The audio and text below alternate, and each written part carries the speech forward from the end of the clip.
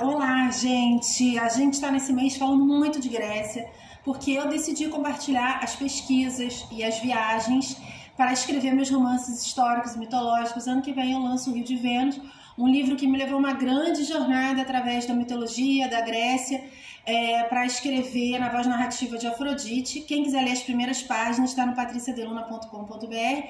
Aproveita e se inscreve lá no nosso grupo de pré-lançamento, de esquenta, que a gente vai se encontrar para fazer sorteios e bate-papos até lançar o livro.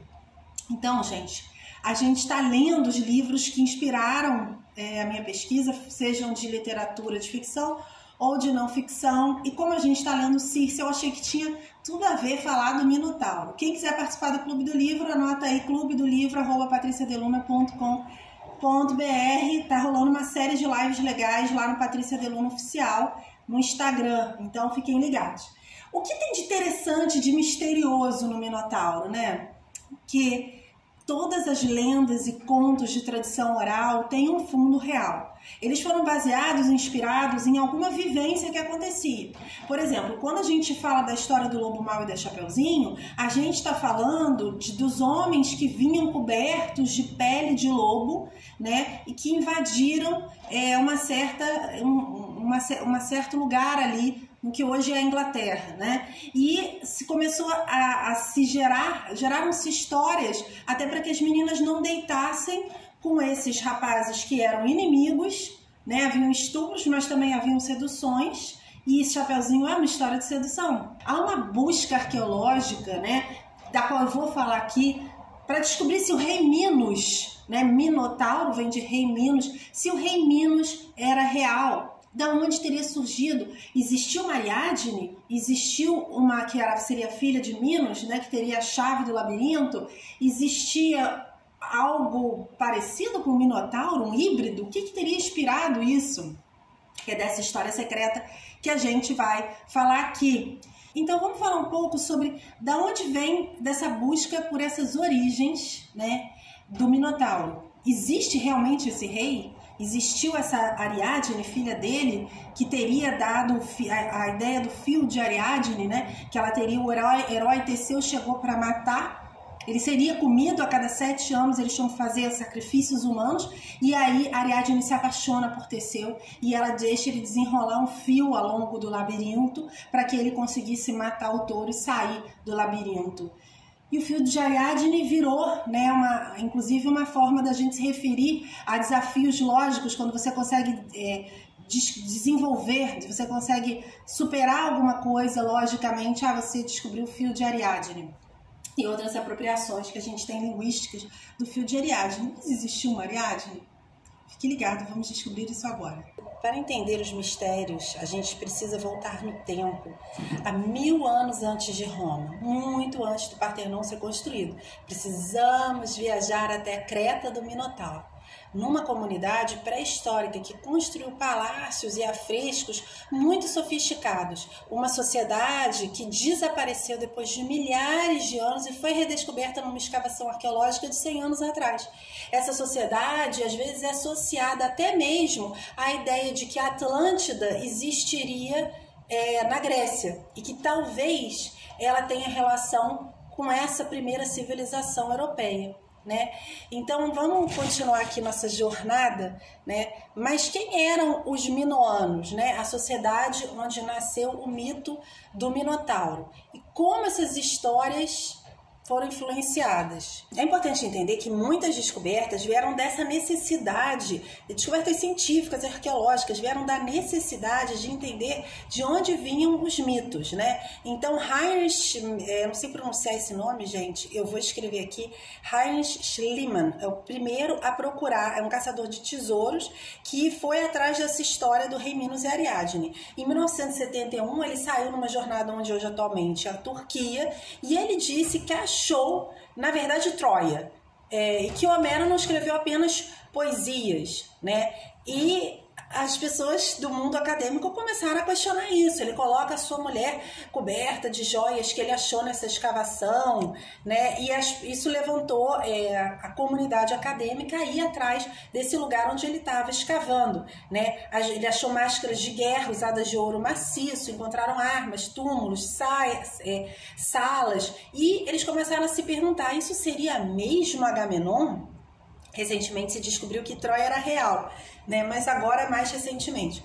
Então, outros acadêmicos começaram a analisar esse material. Um dos maiores egiptologistas da época levantou a hipótese de que, ele chamava Petri, e ele disse o seguinte, que era alguém, eles eram do Egeu, e que achar a origem daquele povo seria achar quem veio antes dos micenas. Os minoicos vêm antes dos gregos micenas. Isso seria a primeira civilização europeia. Uma das maiores corridas arqueológicas surgiu por causa dessa declaração, seguindo as descobertas de Petri e de Heimlich, buscando algum lugar no Egeu. Um grande arqueólogo britânico chegou a Creta, Arthur Evans, né? Ele se tornou praticamente um local, porque em Creta havia espalhado por Creta milhões de anéis, pulseiras, coisas de alimentação. Então ele achava que aquilo era um sinal vermelho dizendo para ele: escave, né? E ele começou a procurar na intuição, sem saber que ele acharia Knossos, né?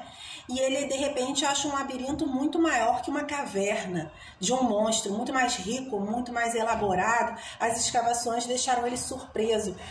E tinha inclusive afrescos de uns touros gigantes em vermelho, né? Quando começaram as escavações, rapidamente ele achou um labirinto, né? Porque o castelo de Knossos é construído como um labirinto, tanto que no livro de Circe, que tem muito estudo mitológico, histórico ali, ela fala que ela cria, né, de que o próprio labirinto do Minotauro seria debaixo do castelo, porque o castelo era um labirinto. E ele acha esse labirinto e começa a procurar uma prova de que existia um rei ali, né? E as escavações encontram um trono de pedra, o mais antigo da Europa.